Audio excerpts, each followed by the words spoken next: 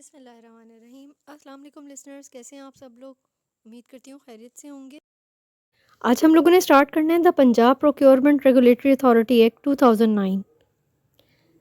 आज ये first lecture है Punjab procurement regulatory authority act 2009 का। मैं इसकी शॉर्ट हिस्ट्री एक्सप्लेन करती हूँ, देन फिर हम इसे स्टार्ट करते हैं। बेसिकली ये एक्ट जो था पहले ऑर्डिनेंस था, ऑर्डिनेंस नंबर 19 ऑफ 2007। इसके बाद इसको जो परमानेंट लाइफ दी गई थी वो पीसीओ के तहत दी गई थी, PCO provincial constitution order of 2007। बाद में एक जजमेंट सुप्रीम कोर्ट की आई थी 31 जुलाई 2009 को, और इस जजमेंट के बायस इस ऑर्डिनेंस को पंजाब असम्बली में पेश किया गया 14 अक्टूबर 2009। After that it was passed by Punjab Assembly 4th November 2009 and assented by the Governor of Punjab 14 November 2009 and published in the Official Gazette of Punjab dated 17 November 2009। इस act की प्रोमलगेशन date भी 17 नवंबर है जब ये ऑफिशियली पब्लिश गज़ट में publish की गई थी।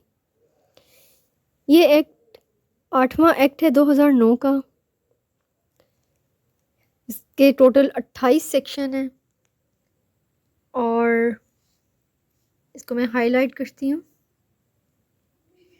इसके अलावा अब जब हम लोग इसका स्टार्ट करते हैं शॉर्ट टाइटल से,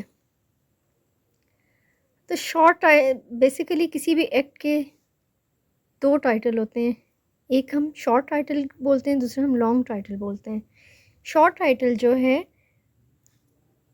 वो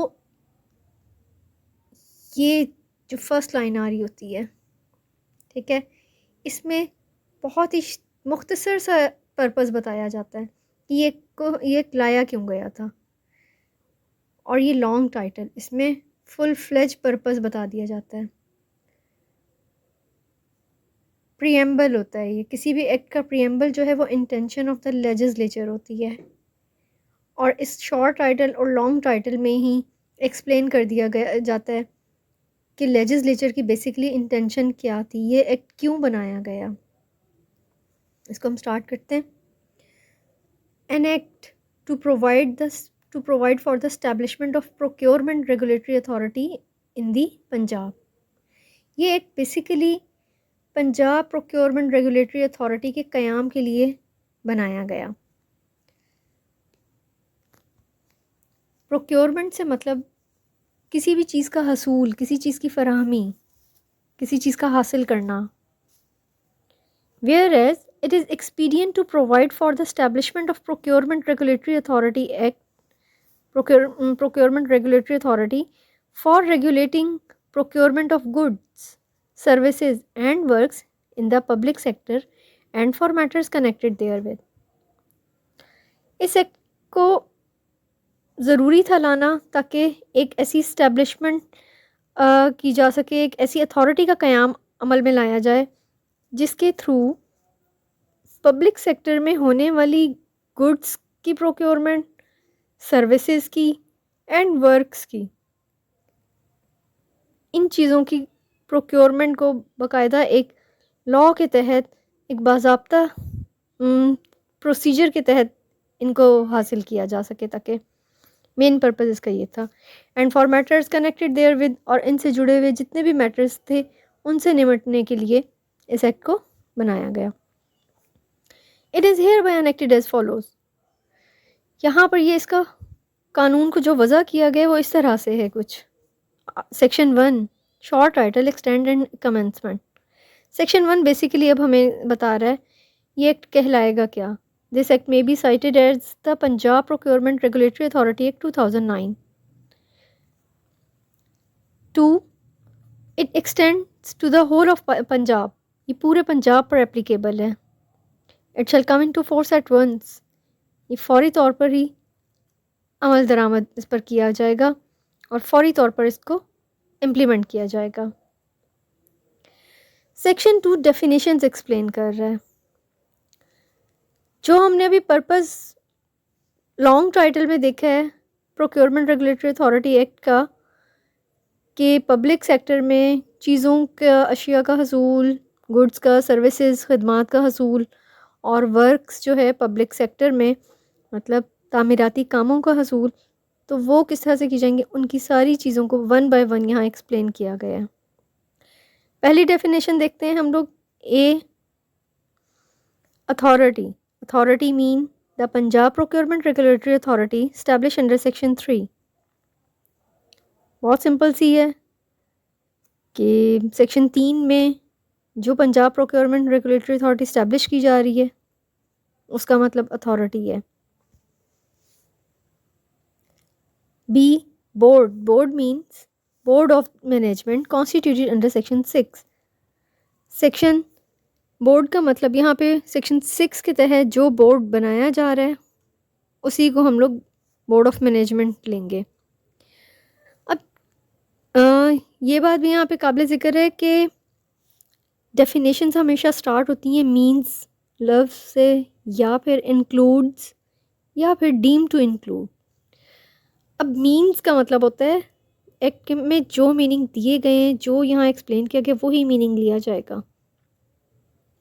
इंक्लूड्स का मतलब होता है, अगर डेफिनेशन इंक्लूड से स्टार्ट हो तो इंक्लूड्स का मतलब है कि इस एक्ट में जो डेफिनेशन दी जा रही है वो भी शामिल है। इसके अलावा अगर किसी और लॉ में इसकी डेफिनेशन एक्सप्लेन की गई है या जनरल क्लॉजेज एक्ट के तहत या फिर रूल्स में अगर कोई डिफ़ाइन किया गया इस चीज़ को, तो ये सारी चीज़ें इंक्लूड होंगी।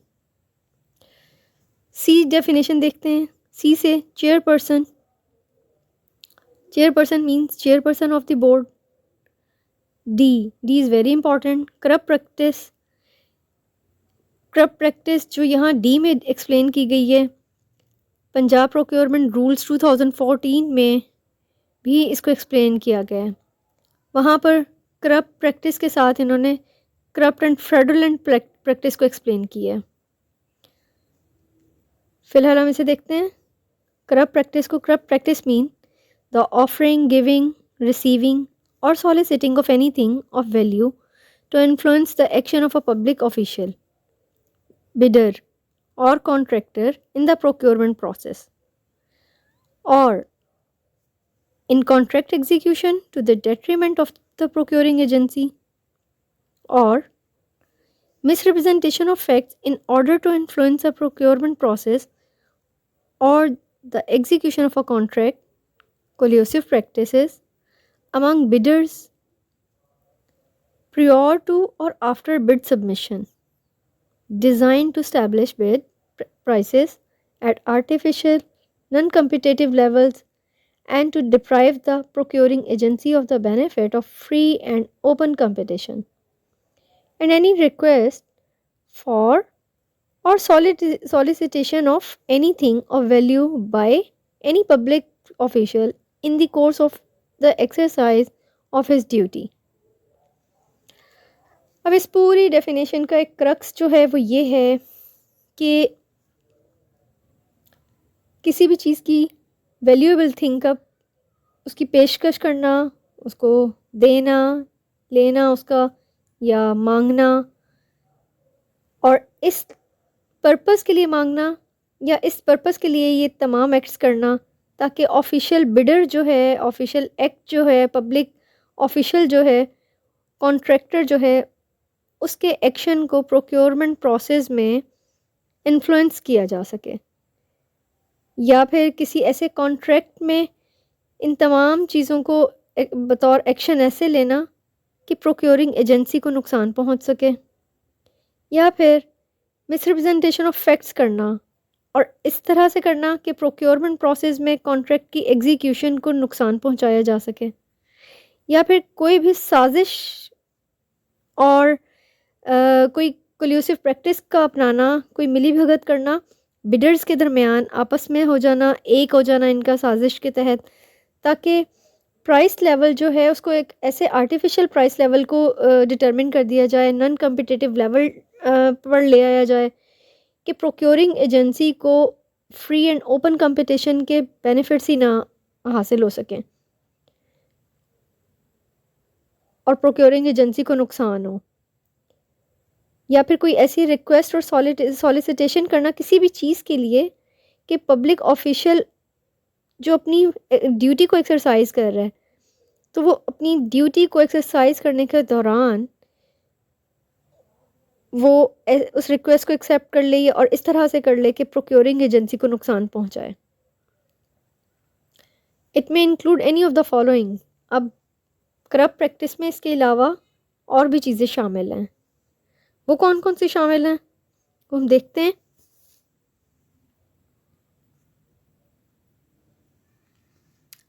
Coercive practice by impairing or harming or threatening to impair or harm directly or indirectly any party or property of the party to influence actions of a party to achieve a wrongful gain or to cause a wrongful loss to another party. Coercive practice कहते हैं नाजायज़ दबाव किसी पर डालना। तो इस तरीके से नाजायज़ दबाव डालना कि नुकसान हो सके, प्रोक्योरिंग एजेंसी को स्पेशली पहुंचाया जाए या किसी ऐसी पार्टी को और प्रॉपर्टी को नुकसान पहुंचाने के लिए कोई ऐसा एक्शन लिया जाए कि एक पार्टी को रॉन्गफुल गेन हो और दूसरी पार्टी को रॉन्गफुल लॉस पहुंचाया। Collusive practice by arrangement between two or more parties to the procurement process or contract execution designed to achieve with or without the knowledge of the procuring agency to establish prices at artificial non-competitive levels for any wrongful gain. अब जो है किसी भी तरह से इस तरह से मिली भगत करके कि दो या दो से ज़्यादा पार्टीज़ जो हैं प्रोक्योरमेंट प्रोसेस की वो आपस में मिल जाएं और चाहे वो प्रोक्योरिंग एजेंसी को नॉलेज में उसके लाएं या उसके बगैर नॉलेज में लाए, प्राइस को आर्टिफिशियल लेवल पे ले आएं और नॉन कम्पिटिटिव लेवल की एक फ़िज़ा कायम कर दी जाए ताकि रॉन्गफुल गेन हासिल किया जा सके। ऑफरिंग, गिविंग, रिसीविंग और सॉलिसिटिंग डायरेक्टली और indirectly of anything of value to influence the acts of another party for wrongful gain. Third point हमें बता रहा है कि या तो किसी चीज़ की इसी तरह वैल्यूएबल थिंग की पेशकश वगैरह करना या देना या लेना या इल्तिजा करना ताकि दूसरी पार्टी के एक्ट्स को इन्फ्लुएंस किया जा सके और रॉन्गफुल गेन हासिल किया जा सके। एनी एक्ट और ओमिशन और इंक्लूडिंग अ मिसरिप्रेजेंटेशन। अब कोई एक्ट इस तरह से करना या फिर कोई लापरवाही बरतना या फिर कोई मिसरिप्रेजेंटेशन ऑफ फैक्ट करना जानते बूझते हुए या लापरवाही से उसको मिसलीड करना, कोशिश करना मिसलीड की, या पार्टी टू ऑब्टेन फाइनेंशियल और अदर बेनिफिट और टू अवॉइड एन ऑब्लिगेशन कि किसी भी पार्टी के एक्शन को फाइनेंशियल गेन हासिल करने के लिए इन्फ्लुएंस करना और कोई बेनिफिट हासिल करना या किसी ऑब्लिगेशन से बचने के लिए कोई एक्ट करना या ओमिशन करना, ये तमाम करप्ट प्रैक्टिस में शामिल होंगे। Fifth point, obstructive practice by harming or threatening to harm directly और indirectly or person or their property to influence their participation in a procurement process or affect the execution of a contract or deliberately destroying, falsifying, altering or concealing of evidence material to the investigation or making false statements before investigators in order to materially impede an investigation into allegation of a corrupt, fraudulent, coercive or collusive practice, or threatening, harassing or intimidating any party to prevent it from disclosing its knowledge of matters relevant to the investigation or from pursuing the investigation or acts intends to materially impede the exercise of inspection and audit process. किसी भी मज़ाहमती अमल से या कोई रुकावट के ज़रिए नुकसान पहुंचाया जाए, इनडायरेक्टली या इनडायरेक्टली, या धमकी दी जाए नुकसान पहुंचाने की किसी पर्सन को या उस पर्सन की प्रॉपर्टी को, ताकि प्रोक्योरमेंट प्रोसेस में उनके पार्टिसिपेशन को किसी भी तरह इन्फ्लुएंस किया जा सके, या फिर कोई ऑब्स्ट्रक्शन वगैरह क्रिएट करके एग्जीक्यूशन ऑफ कॉन्ट्रैक्ट को रोका जा सके, या जानबूझ के इनको डिस्ट्रॉय किया जाए इस चीज़ को, किसी एविडेंस मटेरियल को, या तमाम इन कार्रवाइयों को जाली साबित किया जाए, या उनको तब्दील कर दिया जाए, या कोई कंसीलमेंट की जाए इन्वेस्टिगेशन में, या किसी फॉल्स स्टेटमेंट के थ्रू इन्वेस्टिगेटर्स को इस तरह से फैक्ट सामने लाए जाएं उनके कि वो रुकावट का बायस बने इन्वेस्टिगेशन में।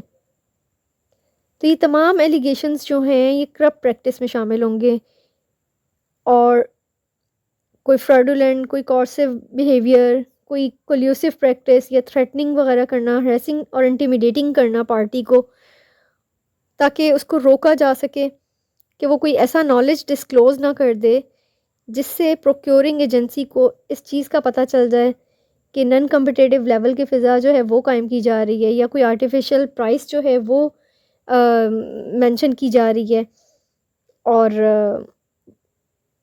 प्रोक्योरिंग एजेंसी जो है वो खसारे में चली जाए, या फिर ये तमाम काम इस नीयत से किया जाए कि ऑडिट प्रोसेस में और इंस्पेक्शन में रुकावट का बायस बने और उनको नुकसान पहुँचे प्रोक्योरमेंट प्रोसेस में।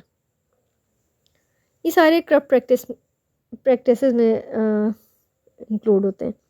अब हम लोग पढ़ते हैं E fund. Fund means public procurement fund. 2F है goods. Goods mean articles and objects of every kind and description including raw materials, products, equipment, machinery, spares, and commodities in any form, and include services incidental to installation, transport, maintenance, and similar obligations.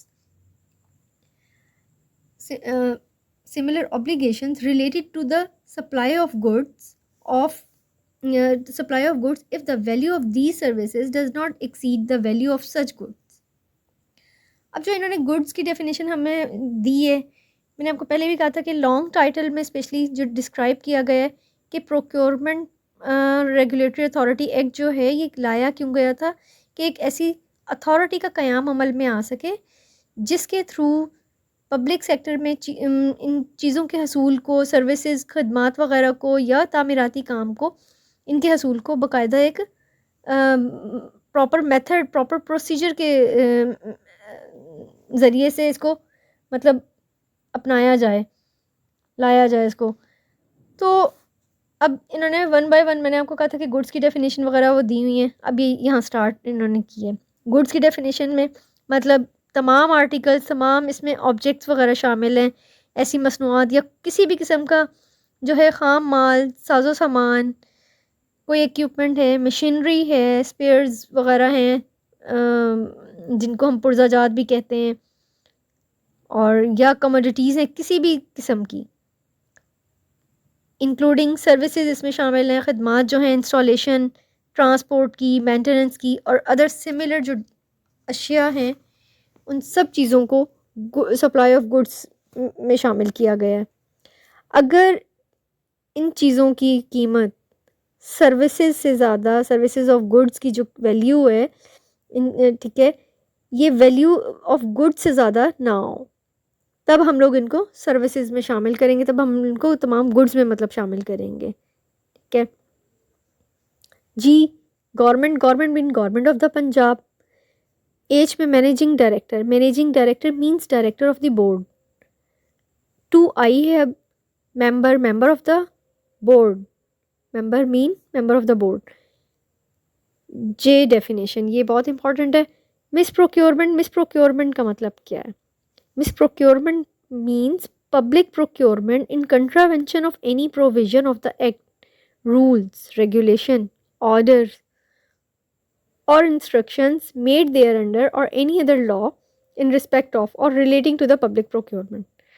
अब ये कह रहे हैं miss procurement क्या चीज़ है, मतलब ऐसी procurement, ऐसी चीज़ों का हसूल हासिल करना, फराहमी करना रूल्स के अगेंस्ट, इस एक्ट के अगेंस्ट, इस एक्ट के थ्रू जो रेगुलेशंस वगैरह बनाई गई हैं, ऑर्डर्स जो पास किए गए हैं या इंस्ट्रक्शंस जो दी गई हैं, उनके ख़िलाफ़ बिल्कुल ही उनके बरक्स या किसी और कानून में अगर प्रोक्योरमेंट से रिलेटेड कोई प्रोविज़न दी गई है उसके अगेंस्ट प्रोक्योरमेंट जो भी की जाएगी तो वो गैर कानूनी प्रोक्योरमेंट होगी, मिस प्रोक्योरमेंट के ज़मरे में आएगी। के में prescribe means prescribe by the rules made thereunder the act. L में प्रोक्योरिंग एजेंसी डिफाइन की है। प्रोक्योरिंग एजेंसी क्या है? Procuring agency means a department, attach department of the government, government का कोई डिपार्टमेंट या फिर गवर्नमेंट से कोई मुंसलिक डिपार्टमेंट, कोई भी महकमा, तो वो प्रोक्योरिंग एजेंसी के मीनिंग में आएगा। कब आएगा? जब वो इस एक्ट के तहत प्रोक्योरमेंट कर रहा है, चीज़ों का हसूल को यकीनी बना रहा है तब। इसी तरह सेकंड डेफिनेशन देखिए इसकी, procurement agency means procuring agency means an autonomous body or a special institution of the government, कोई भी खुद मुख्तार इदारा जो होगा या फिर कोई हुकूमत का ख़ास इदारा जो है, स्पेशल इंस्टीट्यूशन जो है, ये शामिल होगा। कोर्ट और tribunal financed by the provincial consolidated fund. अब इसमें अदालत या कोई ट्रिब्यूनल जिसको प्रोविंशियल कंसोलिडेटेड फंड से अगर फाइनेंस किया जा रहा है तो वो भी प्रोक्योरिंग एजेंसी में शामिल होगी। Provincial assembly of the Punjab ये भी शामिल है इसमें प्रोक्योरिंग एजेंसी में। लोकल गवर्नमेंट ठीक है, लोकल गवर्नमेंट शामिल है प्रोक्योरिंग एजेंसी में। अ बॉडी कॉरपोरेट ऑन और controlled by the government or a local government. अब कोई भी कॉरपोरेट बॉडी जो है वो शामिल है जो जिसको हुकूमत या लोकल गवर्नमेंट ने ऑन किया है या फिर कंट्रोल चला रही है गवर्नमेंट या लोकल गवर्नमेंट, तो ऐसी बॉडी कॉरपोरेट भी शामिल है। Private organisation financed by the government or a local government where such finance is not less than 5 million rupees and constitutes not less than 50% of the expenditure of the organization in the financial year। अब जो है इन्होंने कहा कि private organisation से मतलब क्या है, तो प्राइवेट ऑर्गेनाइजेशन से मतलब है कि ऐसी ऑर्गेनाइजेशन, ठीक है, ऐसा कोई इदारा गवर्नमेंट का या लोकल गवर्नमेंट का जहाँ पे इसके फाइनेंस जो है वो 5 मिलियन रुपीस से जो है कम ना हो, और इसके एक्सपेंस जो हैं, जो ये बनाई गई इसके एक्सपेंस जो हैं ये परसेंटेज वाइज 50% से कम ना हो पूरे फाइनेंशियल ईयर में।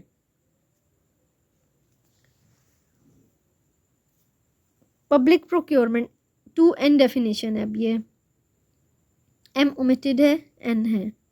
Public procurement means procurement of goods, works or services by a procuring agency wholly or partly financed out of the provincial consolidated fund or public procurement of the province or funds of a procuring agency। Public procurement means मतलब चीज़ों का जो हसूल हम public level पे, इसमें निजी level पे जो कर रहे हैं, ठीक है, नजई प्रोक्योरमेंट, नजई चीज़ों का हसूल जो है वो है कि अशिया और ख़दमात वगैरह का प्रोक्योरिंग एजेंसी का मुकम्मल तौर पे या पार्टली तौर पे प्रोविंशियल कंसोलिडेटेड फंड से ख़रीदना या फिर पब्लिक अकाउंट ऑफ प्रोविंस से ख़रीदना या फिर financed by the funds of a procuring agency के अपने ही फंड से किसी चीज़ का हसूल, ठीक है, तो ये पब्लिक प्रोक्योरमेंट में आएगा। Regulation means regulation made under the act. Rules mean rules made under the act. Services includes physical,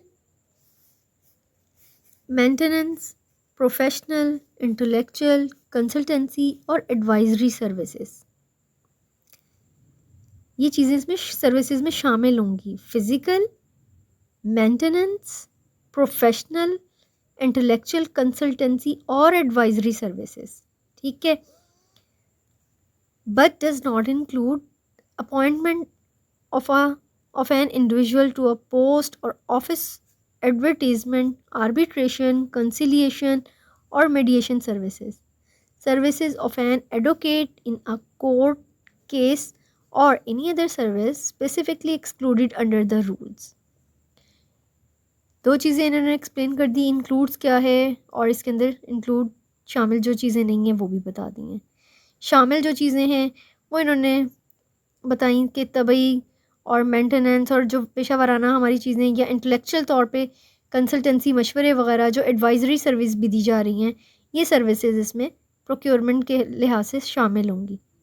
लेकिन लोगों की किसी भी एक इंडिविजुअल की किसी पोस्ट और सर्विस पर किसी पोस्ट पर या किसी ऑफिस में जो है अपॉइंटमेंट वो शामिल नहीं है, या फिर एडवर्टीज़मेंट वगैरह करना जो है वो शामिल नहीं है।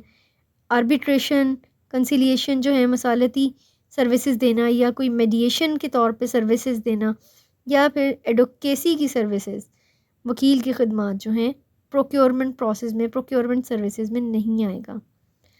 या कोई भी ऐसी सर्विसेज जो कि स्पेसिफिकली एक्सक्लूड कर दी गई हैं रूल्स में, तो वो सर्विसेज भी प्रोक्योरमेंट में शामिल नहीं होंगी। Works mean a construction work aiding consisting of erection, assembly, repair, renovation or demolition of a building or structure or part thereof, such as site preparation, excavation, installation or of equipment or materials and decoration, finishing, ये means में आ रही हैं। इसके बाद इसकी second part start हो रहा है कि इसमें शामिल क्या है। ठीक है, वर्क में तामीराती काम वगैरह जो है किसी भी बिल्डिंग से रिलेटेड, बिल्डिंग के जो है एरेक्शन, बिल्डिंग की असेंबली, रिपेयर, रेनोवेशन वगैरह, उसको डिमोलिश करना, या फिर कोई स्ट्रक्चर ऑफ बिल्डिंग जो है, साइट प्रिपरेशन है, इंस्टॉलेशन वगैरह है, तो ये तमाम चीज़ें इक्विपमेंट वगैरह की डेकोरेशन, फिनिशिंग, ये सब चीज़ें वर्क में शामिल होंगी। ठीक है, तामीराती काम में शामिल होंगी।